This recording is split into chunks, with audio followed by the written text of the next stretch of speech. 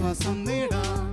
ഹൃത്തിനുള്ളിൽ ജീവൻ നൽകും വചനം, തിരുവചനം. ഈശോയിലെ സ്നേഹം നിറഞ്ഞ സഹോദരി സഹോദരന്മാരെ, പരിശുദ്ധാത്മാവിൻ്റെ കൃപകൾക്ക് വേണ്ടി പ്രാർത്ഥിച്ച്, ആത്മാവിൻ്റെ നിറവിനു വേണ്ടി പ്രാർത്ഥിച്ച് ഈ വചനാഭിഷേക ശുശ്രൂഷയിലേക്ക് നമുക്കൊരിക്കൽ കൂടെ പ്രവേശിക്കാം. പരിശുദ്ധാത്മാവ് നമ്മളെ നയിക്കട്ടെ എന്ന് ഞാൻ ആത്മാർത്ഥമായിട്ട് പ്രാർത്ഥിക്കുകയാണ്. പരിശുദ്ധാത്മാവിൽ നിറഞ്ഞ് ഈ വചന ശുശ്രൂഷയിൽ പങ്കുചേരുമ്പോൾ എൻ്റെ മനസ്സിലേക്ക് വരുന്നത് 2015 നവംബർ മാസത്തിൽ ബോംബെയിൽ വെച്ച് നടന്ന നാഷണൽ യൂക്കറിസ്റ്റിക് കോൺഗ്രസ്സിൽ പങ്കെടുത്ത ഞങ്ങളുടെ അഭിവന്യ പിതാവ് വർഗീസ് ചക്കാലക്കൽ പിതാവ് പറഞ്ഞ സംഭവമാണ്. അദ്ദേഹം ഞങ്ങളുമായിട്ട് പങ്കുവെച്ചത് ഈ വർഷത്തെ നാഷണൽ യൂക്കറിസ്റ്റിക് കോൺഗ്രസ്സിൽ വലിയ ദൈവശാസ്ത്ര ചിന്തകന്മാരുടെ ക്ലാസ്സുകളല്ല ഉണ്ടായിരുന്നത്. നേരെ മറിച്ച് അവിടെ കുറേ സാക്ഷ്യങ്ങളാണ് സംഭവിച്ചത്. ഏറ്റവും പ്രധാനപ്പെട്ട ഒരു സാക്ഷ്യം ഒറീസയിലെ കണ്ടമഹാളിൽ നിന്ന് വന്ന ഒരു സഹോദരിയുടേതാണ്. വർഷങ്ങൾക്ക് മുൻപ് ക്രിസ്ത്യാനികൾ അതിക്രൂരമായ പീഡനങ്ങൾ ഏറ്റുവാങ്ങിയ സ്ഥലത്തു നിന്നാണ് അവൾ വരുന്നത്. അവൾ അവിടെ ഉണ്ടായിരുന്ന കർദിനാൾമാരോട്, ബിഷപ്പുമാരോട്, വൈദികരോട്, സിസ്റ്റേഴ്സിനോട്, ആത്മായ പ്രമുഖരോട് ഇങ്ങനെ പറഞ്ഞു: പ്രിയപ്പെട്ട സഹോദരങ്ങളെ, ഞാൻ വരുന്നത് ഒറീസയിലെ കണ്ടമഹാളിൽ നിന്നാണ്. ഞാൻ നിങ്ങളുടെ മുൻപിൽ നിൽക്കുമ്പോൾ എൻ്റെ കൂടെ ഇന്ന് ഭർത്താവില്ല. ഭർത്താവിനെ മതപീഡകര്, മതത്തിൻ്റെ പേരിലുള്ള തീവ്രവാദികള് എൻ്റെയും എൻ്റെ മക്കളുടെയും കൺമുൻപിൽ നിന്നാണ് പിടിച്ചു വലിച്ചു കൊണ്ടുപോയത്. അങ്ങനെ വലിച്ചു കൊണ്ടുപോകുന്ന ഓരോ സമയത്തും ആ മതഭീകരന്മാര് എൻ്റെ ഭർത്താവിനോട് ചോദിക്കും: നീ യേശുവിനെ ഉപേക്ഷിക്കുന്നുവോ അതോ ജീവൻ വെടിയുന്നോ? യേശുവിനെ നീ ഉപേക്ഷിക്കുന്നുവോ അതോ നീ നിന്റെ ഭാര്യയോടും മക്കളോടും കൂടെ ജീവിക്കാൻ ആഗ്രഹിക്കുന്നുവോ? അവൾ പറയുകയാണ്, ആ ഓരോ ചോദ്യത്തിനു മുൻപിലും എൻ്റെ ഭർത്താവ് ഉത്തരം കൊടുക്കും: ജീവൻ വെടിയേണ്ടി വന്നാലും ഞാൻ എൻ്റെ കർത്താവിനെ ഉപേക്ഷിക്കില്ല. പിന്നീട് നടന്നത് അതിക്രൂരമായ പീഡനങ്ങളാണ്. എൻ്റെ ഭർത്താവിൻ്റെ ശരീരത്തെ അവർ കൊത്തിപ്പറിച്ച് ശരീരം നുറുങ്ങുന്ന വിധത്തിൽ തല്ലി തകർക്കുമ്പോഴും എൻ്റെ ഭർത്താവ് വിളിച്ചു പറഞ്ഞുകൊണ്ടിരുന്നു: നിങ്ങൾ എൻ്റെ അവസാന ശ്വാസം എടുത്താലും ഞാൻ എൻ്റെ കർത്താവിനെ ഉപേക്ഷിക്കില്ല. ഇത് പറഞ്ഞിട്ട് കുറച്ചു നേരം അവൾ കരഞ്ഞു. എന്നിട്ട് പറഞ്ഞു: പ്രിയപ്പെട്ടവരെ, വേദനകൾക്കിടയിൽ എൻ്റെ നേരെയും എൻ്റെ കുഞ്ഞുങ്ങളുടെ നേരെയും കണ്ണുകൾ ഉയർത്തിക്കൊണ്ട് പറഞ്ഞു, എങ്ങനെയെങ്കിലും രക്ഷപ്പെട്ടുകൊള്ളാൻ. കണ്ണുകൾ കൊണ്ടും മുഖം കൊണ്ടും ആംഗ്യം കാണിച്ചു ഈ ഭീകരവാദികളുടെ അടുത്ത് നിന്ന് ഓടി രക്ഷപ്പെട്ടുകൊള്ളാൻ. അങ്ങനെ ഞാനും എൻ്റെ കുഞ്ഞുങ്ങളും ഓടി അടുത്തുള്ള ഒരു കുറ്റിക്കാട്ടിൽ ചെന്ന് ഒളിച്ചിരുന്ന് എൻ്റെ ഭർത്താവിനെ കൊല്ലുന്നത് നോക്കി കാണുകയാണ്. ഞാൻ എൻ്റെ കുഞ്ഞുങ്ങളുടെ കണ്ണുകൾ പൊത്തിപ്പിടിച്ചു. എൻ്റെ ഭർത്താവിനോട് അവസാന നിമിഷങ്ങളിലും അവർ ഉറക്കെ ചോദിക്കുന്നത് കേട്ടു: യേശുവിനെ നീ ഉപേക്ഷിക്കുന്നുവോ? അവരുടെ ഉറക്കെയുള്ള ചോദ്യത്തിന് ഉത്തരമായി അവൻ പറഞ്ഞുകൊണ്ടിരുന്നു: മരിക്കേണ്ടി വന്നാലും എൻ്റെ കർത്താവിനെ, എൻ്റെ വിശ്വാസത്തെ ഞാൻ ഉപേക്ഷിക്കില്ല. പിന്നീട് അവർ എൻ്റെ ഭർത്താവിനെ മണ്ണെണ്ണ ഒഴിച്ച് തീ കൊടുത്ത് അവർ കൊന്നുകളഞ്ഞു. പ്രിയപ്പെട്ടവരെ, വീട് നഷ്ടപ്പെട്ട്, സ്ഥലം നഷ്ടപ്പെട്ട് ഇപ്പോഴും ഞങ്ങൾ വനത്തിനുള്ളിലാണ് കഴിയുന്നത്. നാനാ ദിക്കുകളിൽ നിന്ന് ഒരുപാട് പേര് ഞങ്ങളെ വിളിച്ച് ആശ്വസിപ്പിച്ചു.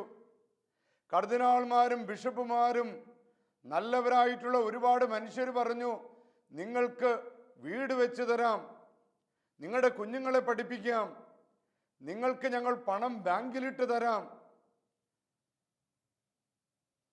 ആ സഹോദരി കരങ്ങൾ ഇങ്ങനെ കൂപ്പി പിടിച്ചുകൊണ്ട് പറഞ്ഞു, പ്രിയപ്പെട്ട കർദിനാൾമാരെ, ബഹുമാന്യരായ ബിഷപ്പുമാരെ, അച്ഛന്മാരെ, സിസ്റ്റേഴ്സ്, ബഹുമാനപ്പെട്ട അൽമായരെ, ഞങ്ങൾക്ക് നിങ്ങൾ വീട് പണിത് തരരുത്, ഞങ്ങളുടെ ബാങ്കിൽ നിങ്ങൾ പണം നിക്ഷേപിക്കരുത്, എൻ്റെ കുഞ്ഞുങ്ങളെ നിങ്ങൾ പഠിപ്പിക്കേണ്ട. ഒരേ ഒരു കാര്യം മാത്രമാണ് ഞാൻ ആഗ്രഹിക്കുന്നത്, എൻ്റെ ഭർത്താവിനെ കത്തോലിക്ക സഭയിൽ ഒരു ധീര രക്തസാക്ഷിയായിട്ട് പ്രഖ്യാപിക്കണമേ എന്നൊരു അപേക്ഷ മാത്രമാണ് എനിക്ക് നിങ്ങളുടെ മുൻപിൽ വയ്ക്കാനുള്ളത്. ആധുനിക ലോകത്തിൽ ഒരുപാട് പേര് വിശ്വാസം നഷ്ടപ്പെടുത്തിക്കൊണ്ട് കർത്താവിനെ ഉപേക്ഷിച്ച് പ്രാർത്ഥിക്കാതെ അഭിഷേകമില്ലാതെ ജീവിക്കുന്ന ജനത്തിന് മുൻപിൽ എനിക്ക് പറയുവാനുള്ളത് ഒന്ന് മാത്രമാണ്, എനിക്ക് പണം വേണ്ട, എനിക്ക് വീട് വേണ്ട, എൻ്റെ മക്കളെ നിങ്ങൾ പഠിപ്പിക്കേണ്ട.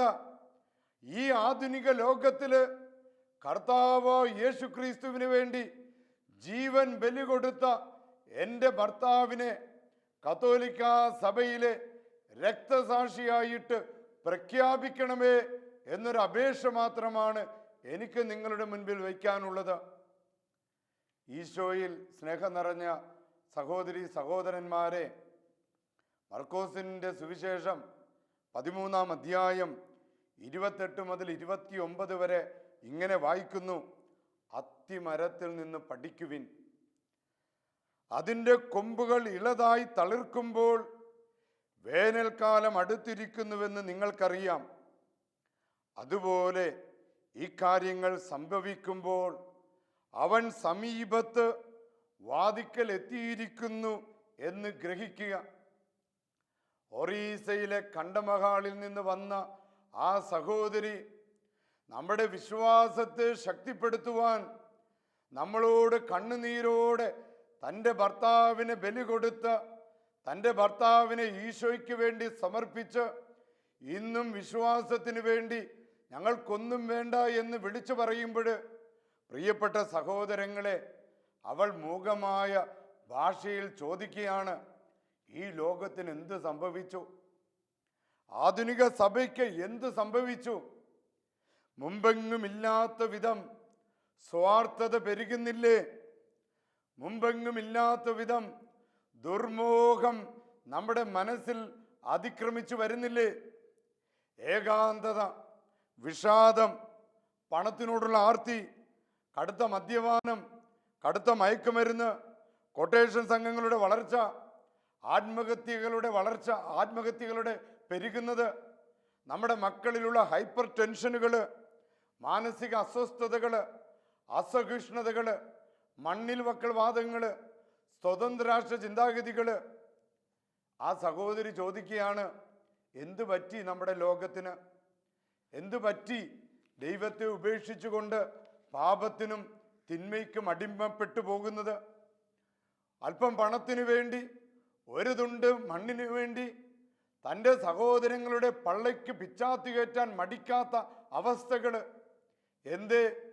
യേശുവിനെ സ്വീകരിച്ചിട്ടും യേശുവിൻ്റെ ആലയങ്ങളായി മാറേണ്ട നമ്മുടെ ശരീരങ്ങൾ, നമ്മുടെ മനസ്സുകൾ സാത്താൻ്റെ ആലയങ്ങളായി എന്തുകൊണ്ട് മാറ്റപ്പെടുന്നു?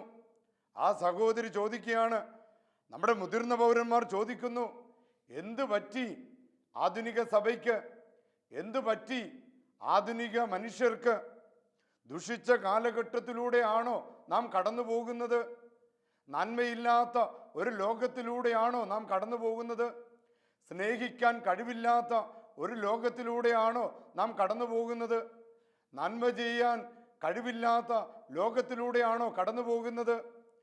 മർക്കോസ് 13:24-25 പഠിപ്പിക്കുന്നു, സൂര്യൻ ഇരുണ്ടുപോകും, ചന്ദ്രൻ പ്രകാശം തരികയില്ല, നക്ഷത്രങ്ങൾ ആകാശത്തു നിന്ന് നിപതിക്കും, ആകാശശക്തികൾ നിപതിക്കും. പ്രിയപ്പെട്ടവരെ, അന്ധകാരമുള്ള ഒരു ലോകത്തിലൂടെയാണോ നാം കടന്നു പോകുന്നത്? അന്ധകാര ശക്തികളുടെ പിടിയിൽ നിന്ന് രക്ഷപ്പെടാൻ നാം ആഗ്രഹിക്കുന്നില്ലേ? ആഗ്രഹിക്കുന്നുണ്ടെങ്കിൽ ഒറീസയിലെ ആ സഹോദരിയുടെ സാക്ഷ്യം കാലത്തിൻ്റെ അടയാളമായിട്ട് നാം സ്വീകരിക്കണം. കാലത്തിൻ്റെ അടയാളങ്ങൾ തിരിച്ചറിയണം. ദൈവത്തിൻ്റെ സംരക്ഷണത്തിൻ്റെ കരം നമ്മളിൽ നിന്ന് വിട്ടുപോയിട്ടില്ല. വിശ്വാസത്തിൻ്റെ വേരുകൾ നമ്മളിൽ നിന്ന് വിട്ടുപോയിട്ടില്ല എന്നതിന് തെളിവാണ് ലോകത്തിൻ്റെ വിവിധ ഭാഗങ്ങളിൽ വിശ്വാസത്തിന് വേണ്ടി, യേശുവിന് വേണ്ടി ജീവൻ ബലി കൊടുക്കുന്ന അനേകം രക്തസാക്ഷികൾ. പ്രിയപ്പെട്ടവരെ, എന്തുകൊണ്ട് നമ്മുടെ കേരളത്തിൽ ഇന്ന് വിവിധ സ്ഥലങ്ങളിൽ, വിവിധ പള്ളികളിൽ ദൈവം അസാധാരണപരമായിട്ട് ഇടപെടുന്നു? എന്തുകൊണ്ട് ഇങ്ങനെ ഇടപെടുന്നുവെന്ന് നാം ചിന്തിച്ചിട്ടുണ്ടോ? കാലത്തിൻ്റെ അടയാളങ്ങൾ, ചില അടയാളങ്ങൾ നാം മനസ്സിലാക്കുകയും ദൈവം നമ്മുടെ മാനസാന്തരം ആഗ്രഹിക്കുകയും നമ്മളിൽ നിന്ന് ദൈവത്തിൻ്റെ സംരക്ഷണത്തിൻ്റെ കരം വിട്ടുപോയിട്ടില്ല എന്ന് ബോധ്യത്തിലേക്ക് നാം കടന്നു വരണം. അതേ കൺവെൻഷൻ നടക്കുന്ന സമയത്ത് അന്ന് പെട്ടെന്ന് വലിയ മഴ അവിടെ ഉണ്ടാകുകയാണ്. ഒരു തുള്ളി കൊരുകുടം പോലെ മഴ പെയ്യുകയാണ്. കൺവെൻഷൻ ഗ്രൗണ്ടിൽ നിന്ന് ജനമെല്ലാം പള്ളിയിലേക്ക് വന്നു. പെട്ടെന്ന് പരിശുദ്ധ കുർബാന എഴുന്നള്ളിച്ച് വെച്ചുകൊണ്ട് ഞങ്ങളവിടെ കൺവെൻഷൻ്റെ പ്രാർത്ഥനാ ശുശ്രൂഷകൾ ആരംഭിക്കുകയാണ്. സ്തുതിപ്പുകൾ ആരംഭിച്ചു.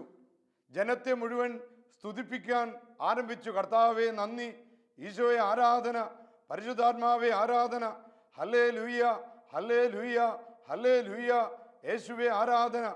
അങ്ങനെ സ്തുതിപ്പിച്ചും ആരാധിപ്പിച്ചു കൊണ്ടിരിക്കുന്ന സമയത്ത് എൻ്റെ ശബ്ദത്തേക്കാൾ അധികമായിട്ട് കടലിരുമ്പുന്നത് പോലെ അസാധാരണമായിട്ട് ജനം കർത്താവിനെ സ്തുതിക്കാൻ തുടങ്ങി.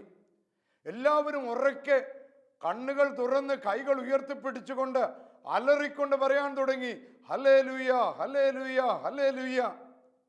കാരണം എന്തെന്നറിയണ്ടേ? ജനം നോക്കുമ്പോൾ പരിശുദ്ധ കുർബാനയിൽ ഈശോയുടെ ആ രൂപം അവർ കാണുകയാണ്. പരിശുദ്ധ അമ്മയുടെ മടിയിൽ കിടക്കുന്ന ആ പിയത്ത തിരുവോസ്തിയിൽ അവർ ദർശിക്കുകയാണ്. ഉറക്കെ അവർ വിളിച്ചു പറഞ്ഞു, യേശുവേ നന്ദി, കർത്താവേ സ്തോത്രം. പ്രിയപ്പെട്ട സഹോദരങ്ങളെ, ഇന്നും ആധുനിക ലോകത്തും വിശ്വാസത്തിൻ്റെ കണ്ണുകളിലൂടെ നോക്കുമ്പോൾ കർത്താവിനെ കാണുവാനും കർത്താവിനെ കേൾക്കുവാനും കർത്താവിൻ്റെ സ്വരം അനുഭവിക്കുവാനും എത്രയോ മക്കൾക്കാണ് സാധിക്കുന്നത്. ഒരു ദിവസം കുർബാന കഴിഞ്ഞപ്പോൾ ഒരു സഹോദരൻ ഓടി വന്ന് പറഞ്ഞു, അതും ഒരു അക്രൈസ്തവ സഹോദരൻ, അച്ഛൻ അപ്പം എടുത്ത് ഉയർത്തിയ സമയത്ത് എൻ്റെ അച്ഛോ ഞാൻ കണ്ടത് കർത്താവായ ഈശോ. യേശുവിനെ സത്യമായിട്ടും ആ തിരുവോസ്തിയിൽ എനിക്ക് കാണാൻ സാധിച്ചു അച്ഛ. യേശു ഇന്നും ജീവിക്കുന്നുവെന്ന് എൻ്റെ കണ്ണുകൾ കൊണ്ട് ഞാൻ കണ്ടു വച്ച. പ്രിയപ്പെട്ട സഹോദരങ്ങളെ, നമ്മുടെ വിശ്വാസത്തെ ബലപ്പെടുത്താൻ, നമ്മുടെ പ്രാർത്ഥനയെ ശക്തിപ്പെടുത്താൻ, ആത്മാവിൻ്റെ അഭിഷേകത്താൽ നമ്മളെ കൂടുതൽ ബലമുള്ളവരാക്കാൻ കർത്താവ് ഇന്നും നമ്മുടെ ജീവിതത്തിൽ ഇടപെട്ടുകൊണ്ടിരിക്കുന്നു. ലൂർദിൽ സംഭവിച്ചതും ഇപ്രകാരമുള്ള ഒരു കാലഘട്ടത്തിലൂടെ കടന്നു പോകുമ്പോൾ ഏകദേശം 20,000-ഓളം ജനങ്ങൾ വസിക്കുന്ന ലൂർദ് എന്ന് പറയുന്ന ദേശത്ത് വിശ്വാസം നഷ്ടപ്പെട്ടുകൊണ്ടിരുന്നപ്പോൾ മനുഷ്യൻ സ്വാർത്ഥതയ്ക്കും ദുർമോഹത്തിനും വിഷാദത്തിനും ആത്മഹത്യക്കും ദാരിദ്ര്യത്തിനും പകയ്ക്കും അടിമപ്പെട്ടുകൊണ്ടിരിക്കുന്ന സമയത്താണ് ലൂർദിൽ പരിശുദ്ധ അമ്മ പ്രത്യക്ഷപ്പെട്ടത്. പരിശുദ്ധ അമ്മ നിഷ്കളങ്കരായ ബാലികമാർക്ക് പ്രത്യക്ഷപ്പെട്ടുവെങ്കിൽ അതിന് കാരണം ദൈവത്തിൻ്റെ സംരക്ഷണത്തിൻ്റെ കരം ഈ ലോകത്ത് നിന്ന് വിട്ടുപോയിട്ടില്ല എന്ന് കാണിക്കുവാനാണ്. ലോകപ്രശസ്തമായ ഒരു പുസ്തകമാണല്ലോ ഐ സോ ലൂർദ് എന്നത്. ഡോക്ടർ അലക്സ് ലാറക് എഴുതിയ പുസ്തകമാണ്. ആ പുസ്തകം ആരംഭിക്കുന്നത് തന്നെ ഇങ്ങനെയാണ്: those who believe no explanation is needed. വിശ്വസിക്കുന്നവർക്ക് വിശദീകരണം ആവശ്യമില്ല. But those who do not believe no explanation is possible. എന്നാൽ വിശ്വസിക്കാത്തവർക്ക് വിശദീകരണം സാധ്യമല്ല. ഈ പുസ്തകം എഴുതാൻ ഡോക്ടർ അലക്സിനെ പ്രേരിപ്പിച്ചത് അദ്ദേഹം ഇംഗ്ലണ്ടിൽ അതിപ്രശസ്തനായ ഒരു ഡോക്ടറാണ്. അദ്ദേഹത്തിൻ്റെ അടുത്ത് അർബുദം ബാധിച്ച ഒരു പെൺകുട്ടിയെ കൊണ്ടുവരികയാണ്. അവളുടെ ആ അർബുദ മുഴ മരുന്ന് കൊണ്ടോ ചികിത്സ കൊണ്ടോ സുഖപ്പെടില്ല എന്ന് ദൈവത്തിൽ വിശ്വസിക്കാത്ത ഈ ഡോക്ടർ അലക്സിന് മനസ്സിലാക്കിയാണ്. ഈ പെൺകുട്ടിയെ ആശ്വസിപ്പിക്കാൻ വേണ്ടി അദ്ദേഹം പറഞ്ഞു, മോളെ, ഇതാ ലൂർദിൽ അത്ഭുതങ്ങൾ നടക്കുന്നുണ്ടല്ലോ, നീ വേണമെങ്കിൽ ലൂർദിലേക്ക് പോകുക. ഈ പെൺകുട്ടി ഡോക്ടറിനോട് ചോദിച്ചു, ഡോക്ടറെ, അങ്ങും എൻ്റെ കൂടെ വരാമോ?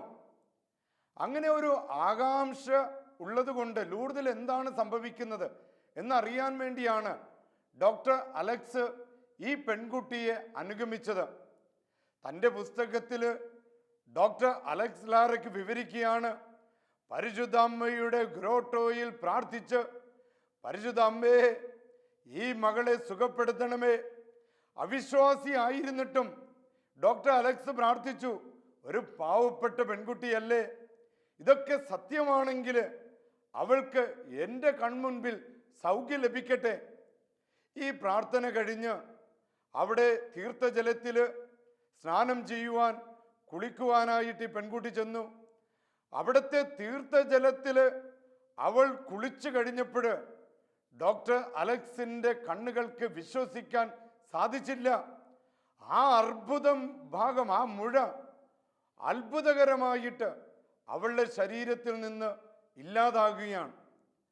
അവിശ്വസിയായ ഡോക്ടർ ആ നിമിഷം തൻ്റെ പേര് മാറ്റി.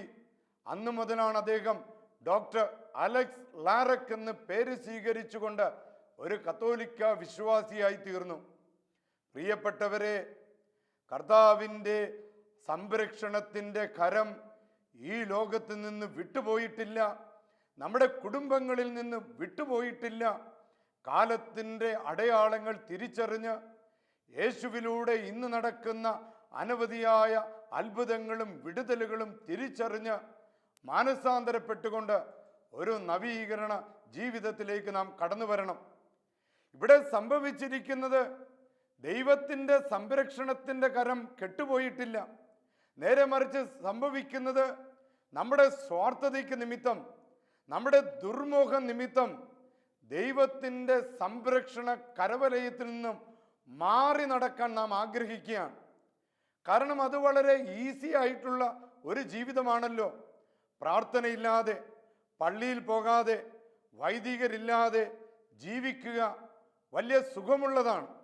കാരണം സിനിമ കണ്ട്, കമ്പ്യൂട്ടർ, ടെലിവിഷനുകൾ, ഇവയൊക്കെ ആയിട്ട് ആസ്വദിച്ച് ജീവിക്കുക സാത്താൻ്റെ വലിയൊരു തട്ടിപ്പാണ്. പ്രിയപ്പെട്ട സഹോദരങ്ങളെ, കർത്താവിൻ്റെ അടയാളങ്ങൾ, കർത്താവ് തരുന്ന അടയാളങ്ങൾ സ്വീകരിച്ചുകൊണ്ട് പാപഭംഗിലമായ നമ്മുടെ ജീവിതം വിട്ടുപേക്ഷിച്ച് നന്മയുടെ, വിശ്വാസത്തിൻ്റെ, കാരുണ്യത്തിൻ്റെ, ദൈവസ്നേഹത്തിൻ്റെ പാതയിലൂടെ നാം കടന്നു വരണം. അങ്ങനെ കടന്നു വരുന്നവർക്ക് ദൈവം കൊടുക്കുന്ന സമ്മാനമാണ് പരിശുദ്ധാത്മാവ്, പരിശുദ്ധാത്മാവിൻ്റെ അഭിഷേകം. ആ പരിശുദ്ധാത്മാവിൻ്റെ അഭിഷേകത്തോടെ ഒരു നല്ല അപ്പനായി, ഒരു നല്ല അമ്മയായി, ഒരു നല്ല മകനായി, ഒരു നല്ല മകളായി, ഒരു നല്ല വിശ്വാസിയായി നമുക്ക് ജീവിക്കാം. എത്രയോ പേരാണ് ഇന്നും കർത്താവിന് വേണ്ടി തങ്ങളുടെ ജീവൻ ബലി കൊടുക്കുന്നത്.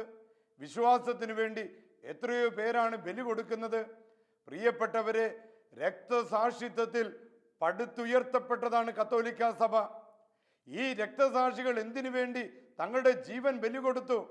Four the edification of the Catholic church, സഭയെ പടുത്തുയർത്താൻ. For the glorification of the Catholic church, സഭയെ മഹത്വപ്പെടുത്താൻ.